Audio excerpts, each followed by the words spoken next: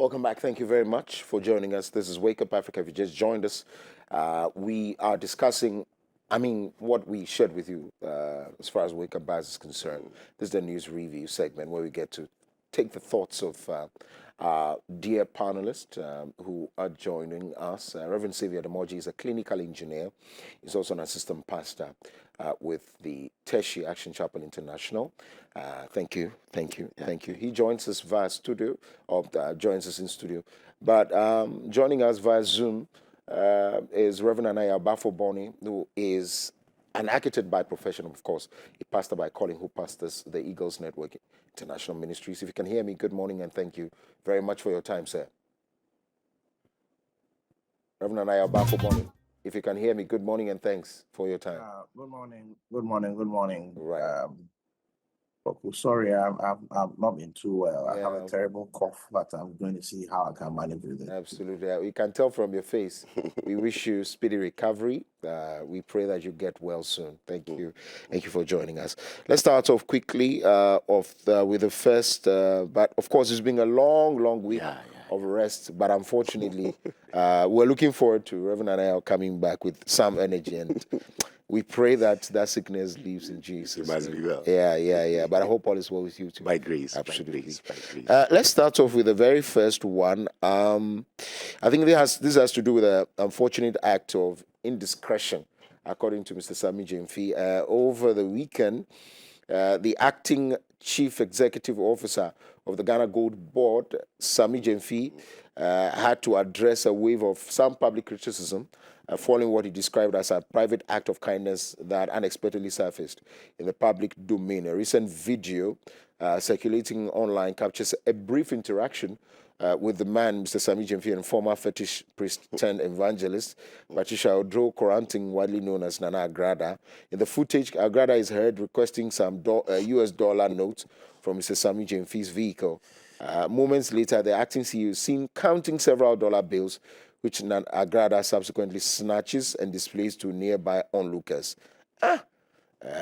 Anyway, so here the man has issued a statement apologizing for what he has done. Let me take your thoughts quickly on that. Yeah, good morning to all our cherished friends. I think before I comment today, it's a blessed day, a day for our father. Indeed. His Eminence, the Archbishop, a man that has impacted generations, impacted our lives. Today being his birthday, Papa, we just want to tell you how much we love you. The impact you have done in the world is beyond imaginations. And on this special day, I just want to say, may the Lord continue to bless and honor you. The Bible says, as your day, so shall your strength be. Amen. So may God continue to strengthen you and keep you for us. It's a blessing, you know. Anytime you get close to the Archbishop, you feel the warmth of love and fatherhood. What a blessing he is. Well, back to our issue. It's rather unfortunate things are coming up so quickly on issues like this with Sami Jemfi. This man has been a leader all these years and one of the strong voices in the NDC, and people expect much of him, you know. For him to publicly display not Ghana currency, but foreign currency, and to the extent that it is just a token that is given to someone. You know, it was just recently that Mahama launched the code of conduct for the appointees, and for him to exhibit such acts, to me, I don't think it's the best. It's rather unfortunate, but it tells you the kind of things that happen beyond the veil, you know. My main concern was, one, why dollar? You know, we have all been in this country and we see the way the dollar has depreciated over the years, and most of it is as a result of people hoarding dollar, others keeping it in their homes and other things. And for someone who has just come into public office to be able to release, you know, I was listening to the story and they said $800, but that is a bunch of money that Agrada took from his hands. And when you listen to the whole story, it doesn't really match, because if Agrada said this is the first time he's meeting somebody like this and just a dialogue, you can just release that amount for fuel. It can be a kind of kindness, but when you are called into public office, there's a certain level of responsibility that is expected of you. You can't just, there is a standard that the Mahama government is bringing up, and it's about preserving the public purse and cutting wastage.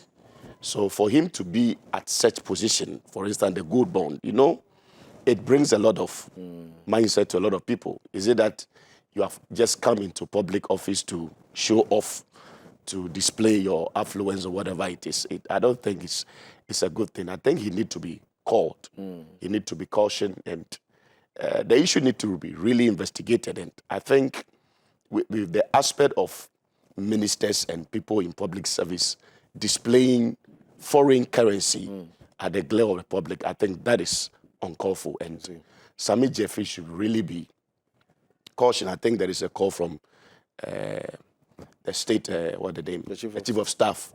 And I think, let's see what come out of it.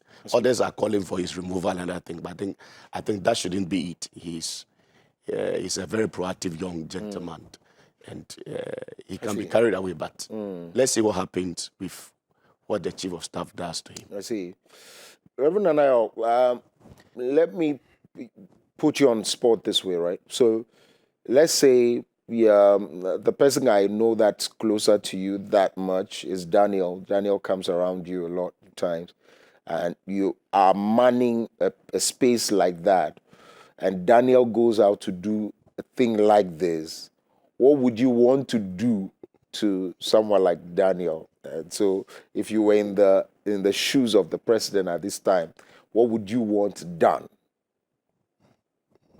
Well, first and foremost, let me join Reverend Sylvia, my friend. I trust you had a great weekend. To wish the Archbishop a happy 68th birthday. Of course, it is said loosely. Some may disagree, but he has been a pioneer of the modern charismatic movement in our nation, Ghana.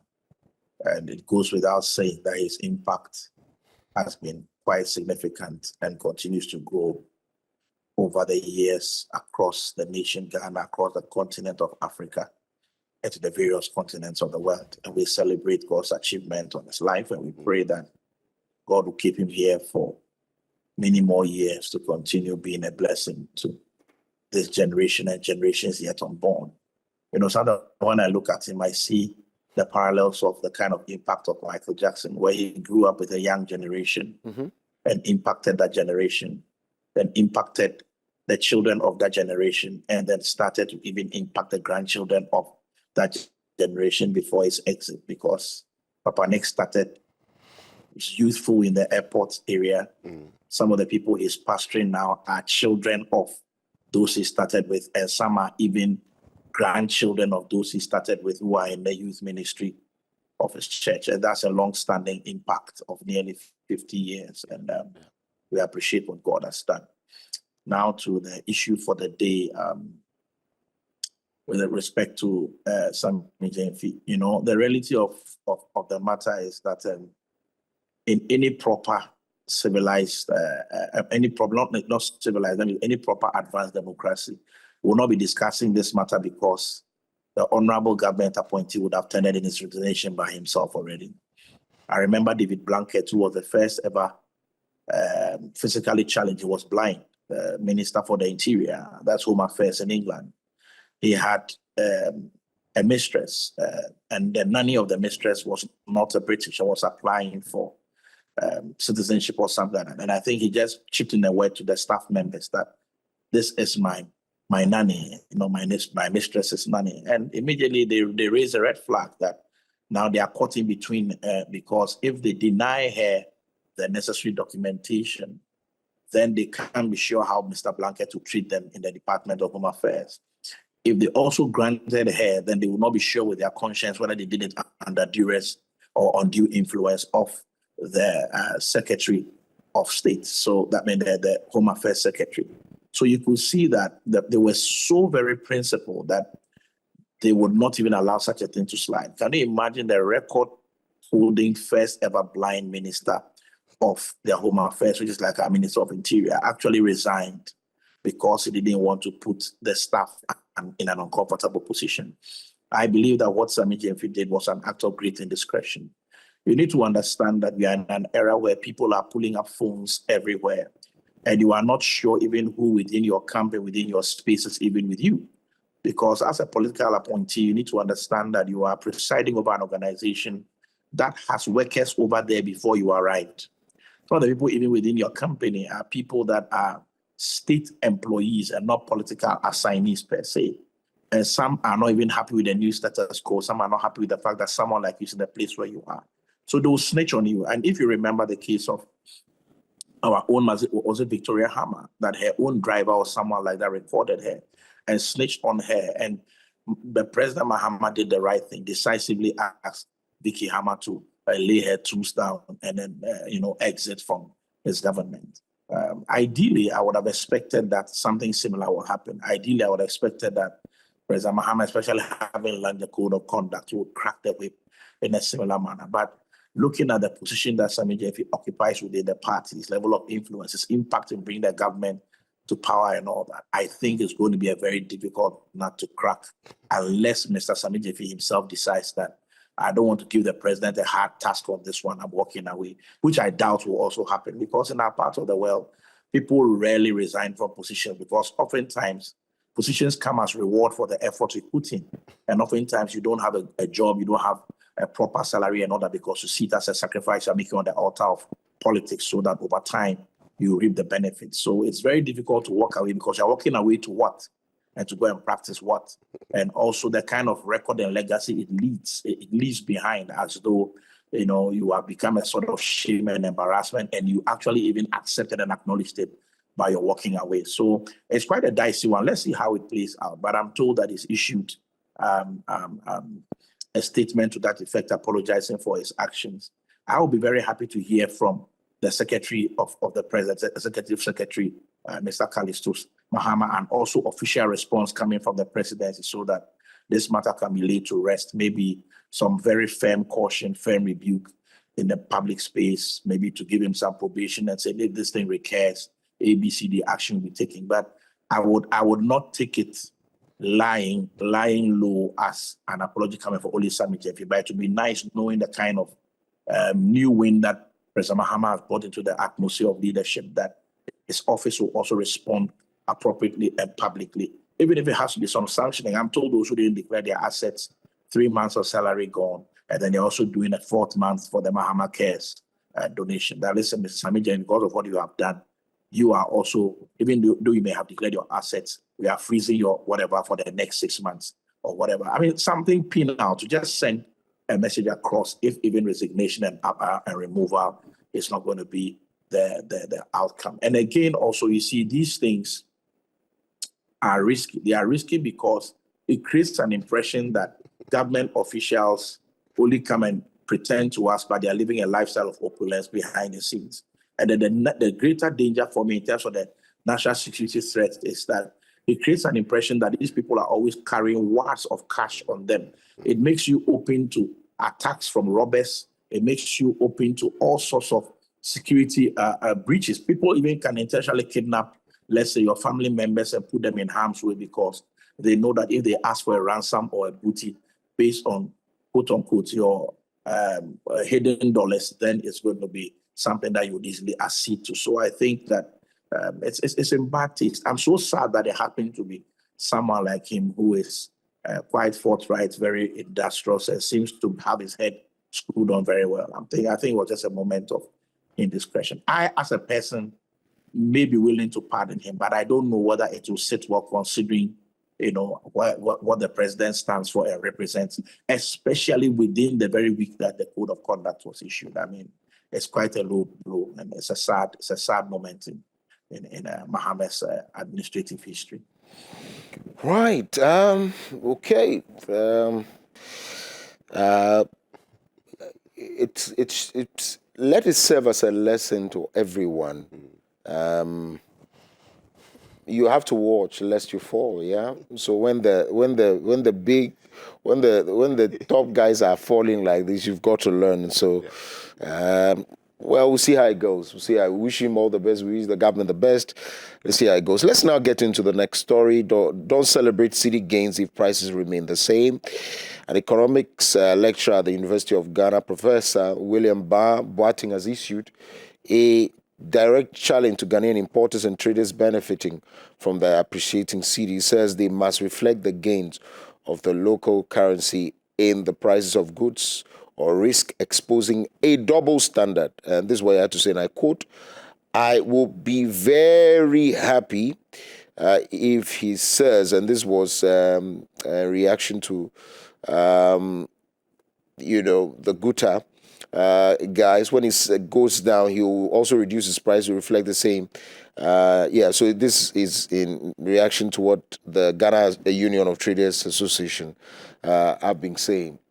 They were speaking a lot of English over the week. I mean, last week, when this thing came up, considering it's not only FX that could, go into a lot of these pricing and the other issues. When the biggest issue has been forex for them, now that it's going on, indeed, there's double standards, isn't it? If they decide to stick to their prices and not do anything. Well, it's a dual issue because when you look at the way at which things are being done in this country, because the moment there is a little change in the price of the dollar, people partially increase price of goods and other things, and you could see over the years that anytime there's a change, even in petroleum prices, it affects almost everything that goes around. But the issue that we always have is when there's a reduction, you see traders finding it very difficult to reduce their prices and other things. And I think in a way, it's unaccepted because what happens is that when you look at the traders and you want to really understand them from where they are coming from, usually they buy the goods at that high prices. So when there is a reduction and you ask them to reduce, definitely there will be a loss of prices or money out of that. But what is happening is that this is where the price is coming down and people are still buying things. So we just have to take advantage of whatever is happening to reduce the price of things, because the main reason why the government is doing all its best to reduce or to stabilize the cedi is for prices of things to come down, for us to have the leverage to do whatever we are doing. But if the consumers or traders are still holding on to the old prices, I think this is unfair to us. Okay. And I think Guta should act smoothly. There should be, the thing is that despite the appeal, is there a regulation for these prices? And when you go to the market, you have like 3 or 4 shops, everybody has his prices. And that is where the challenge is, because if, for instance, everybody know that the price of a sachet water is 50 pesos, irrespective of wherever you go, is the same price. But here's the case, everybody have the price of whatever they want to do. So you still have these abnormalities in the market. You may not get it over. But I think that if people are being reasonable, they should be able to reduce the price. And if you reduce the price, I think you and I will go to where the price is better.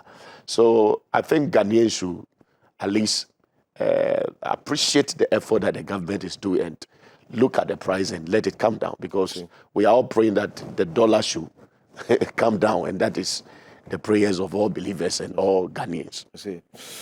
Well, the export prices, the issues of fuel, what we buy at the fuel stations, and the things on the market. Yes, it's a free market, but if the dollar has been stable for the past 5 months, and not only stable, has even dropped significantly or doing better against the major currency, which is the dollar, why would there be any excuse and a lot of English when the major factor is the FX, Reverend Anayo?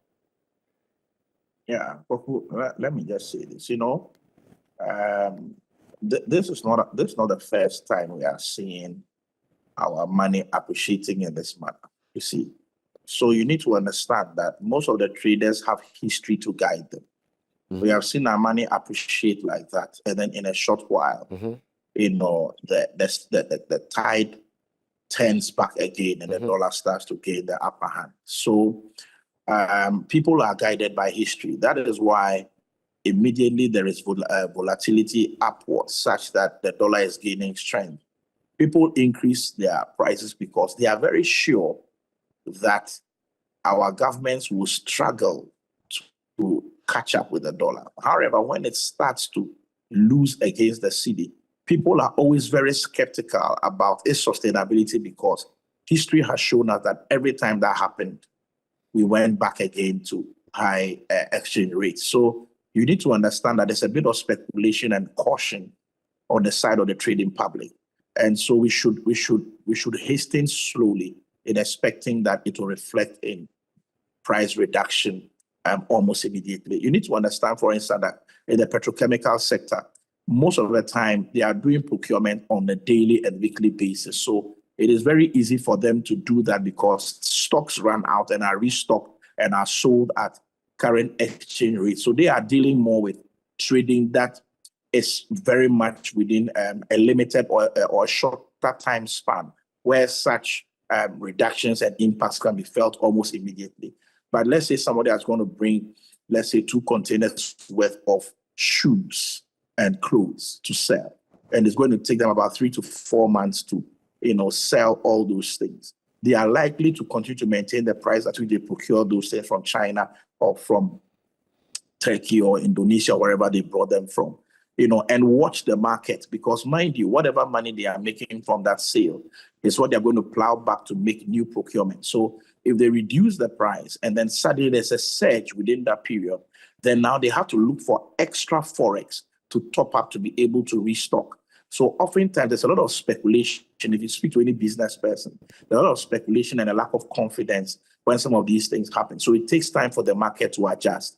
However, I think that one of the things that will solve this speculative posture from the trading industry, the traders, is when the government can outline very clearly, in terms of educating the public, what it is that they are doing to cause our cedi to gain strength and how it is sustainable over, let's say, an X period of time, which is stipulated and stated. Because you and I know that earning forex, and for which reason your currency can be stronger against forex, is a direct product of productivity and exports in your country. And you and I know in the past 5 months, we are in our 5th month now since this new government came, that nothing significant has happened in terms of us producing. Our factories are up producing, agriculture is up on a high, agribusiness is up on a high, and we are actually exporting and therefore having an influx of forex, for which the pressure now will go down on the need to exchange cedis for forex. Then it becomes very clear to see where the issue is coming from. But what is happening now has a lot to do with the Bank of Ghana's management of the forex space, so far as it is concerned within our local economy. So if this particular management can be shored up with real productivity that we can measure and see that X is on the increase, Y is on the increase, Z is on the increase, and based on those increases, forex now will be readily available. The prices can come down and be adjusted, and it can be sustained going forward. It becomes very easy for the skeptics to not throw in the range and then do the right thing for it to reflect and trickle down all the way to even the price of sachet water. So when it's a very technical thing, like what is being done at the Bank of Ghana, people lose a lot of confidence. Because you and I will remember how several times dollars have had to be pumped in to shore up the cedi. And then, these are big multinationals who trade huge volumes of dollars at a go, like the MTNs and the Anglo Gold Ashanti. Sometimes in a few weeks are able to mop up all these excess dollars in the system, and then we are back to square one. So I think that it's just a normal reaction from the markets. If you understand a bit of investment, that the market is always watching. If you see when Donald Trump put in the 10% tariff, the stock market shook and reacted very strongly. But you see that even though he started to come up with trade deals with America, with Britain and other countries, the market has not adjusted immediately because they want to see how other countries will respond, and then subsequently how China even responds and comes to the negotiating table. Then you see that in about 6 to 7 months from this period, you see that suddenly things now change and then things will pick to the upside. So I think it's just the market responding. If we're able to maintain this thing in a realistic way, and beyond just the technicalities, there's production to show it up. Because I think industry must take advantage of this and start to go into some serious local production to now undergird and strengthen this move that the governor and the government is making. Then we can now sail, and we could possibly end the dollar coming as low as 1 to 10 or 1 to even 8 Ghana cedis. And that's what we all look for, really, Poku. I mean, that's what we all look for, really. Right. Okay. The very final one before we go. Hajj applicants. Passport head office shuts down over attacks. The passport head office at Ridge, Accra, has been temporarily closed following an alleged attack on staff by a group of aggrieved Zongo youth. The situation escalated to a point where the director of passports and a foreign consultant assigned to fast-track passport processing for pilgrims had to flee the scene for their safety. The Minister for Foreign Affairs has recently launched, the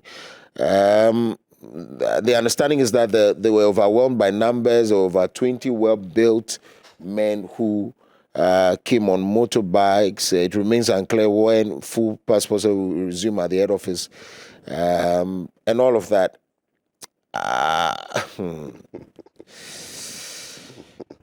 I'm struggling to understand what the essence is, and I can understand that there must be this space for people to do things, but to do now it's cut off to a lot of us. So your inaction has now prevented me from going to the passport office if I also have to do. So your emergency for which you had to attack people has left us this way.